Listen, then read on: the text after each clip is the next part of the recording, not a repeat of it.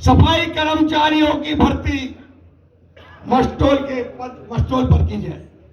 एक पॉइंट यही था, इसका रखने का उद्देश्य ये था, सुनो बात, कि मस्टोल में संविदा पर वही व्यक्ति काम करेगा जो वाल्मीकि समाज का है, उसको बहुत लंबे समय तक प्रैक्टिकल के रास्ते से गुजरना पड़ेगा। अन्य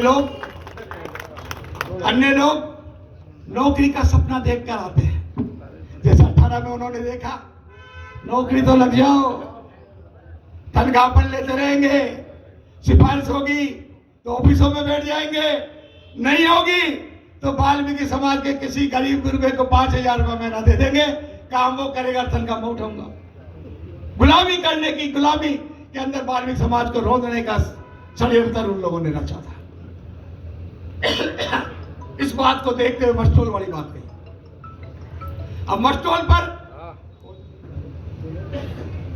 1996 में एक काले कानून के आधार पर, हमारे लिए नहीं, मस्टोल के गांव के अंदर सभी वो जो नरेगा के अंदर काम करने वाले लोग हैं, सरपंच और भी कई पदाधिकारी, ईओ पीओ नकली मस्टोले बनाकर लाखों करोड़ रुपए का भुगतान उठा लेते थे।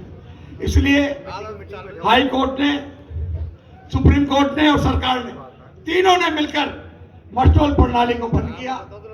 तो हमने जब ये बात रख दी तो उसका रास्ता ढूंढने लगे, तो मस्टोल पे तो ये प्रतिबंध लग गया तो क्या करें, तो संविदा पर लाओ, और संविदा के अंदर जो व्यक्ति आवश्यक होगा, जिसको वास्तव में काम की आवश्यकता है, जो आज भी 5-5, 7-7 हजार में ठेकेदारों के पास कहीं काम ढूंढता फिर रहा है, चमाड़ीगिरी का काम उसको नहीं मिलता, चाय का ठेला लगाने का काम उसको नहीं मिलता, सब्जी बेचने का काम उसको नहीं मिलता, तो वो व्यक्ति ठेकेदारी के अंदर काम कर रहा था। तो उसकी बात को देखते हुए हमने सरकारी संविदा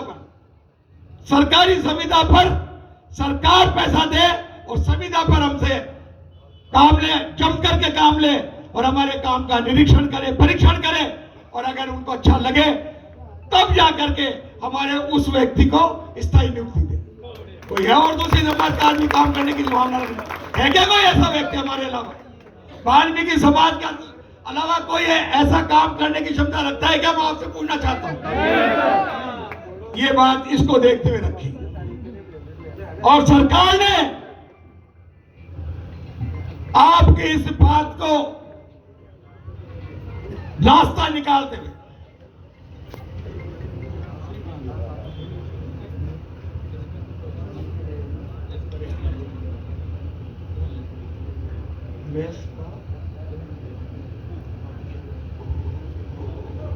इस मांग पे संपूर्ण हिंदुस्तान में रेस्पा एक्ट लागू होने के कारण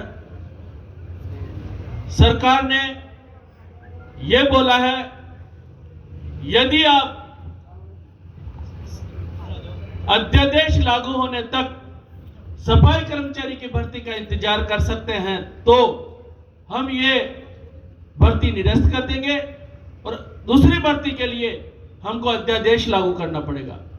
परंतु हमने जो हमारी अंतिम मांग थी, सफाई कर्मचारी की भर्ती की प्रक्रिया आचार संहिता की आड़ में नहीं रोका जाए, हम लोग इस बात पर अड़ गए और हमने ये कहा आप इस मांग को आने वाली भर्ती में शामिल कर लीजिए। अभी तक जो हमारी मांग है उन मांगों पर आगे विचार कीजिए। इस बात को शब्दों में, तो यार पढ़ा लिखा मैं थोड़ा कम हूँ, नंद की सोच थोड़ी ज्यादा है, तो रेस्पा ये क्या होती है, जो एक्ट होते हैं वो तो उसके बारे में तो यही बोल सकते हैं, यही समझा सकते हैं। तो दोनों समीकरण मिलकर के काम कर रहे हैं। आपके बाद उसका रास्ता निकाला अधिकारियों ने, और अधिकारियों ने रास्ता निकालकर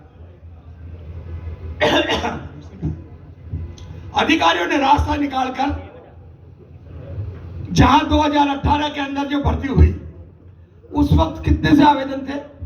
बहुत कम।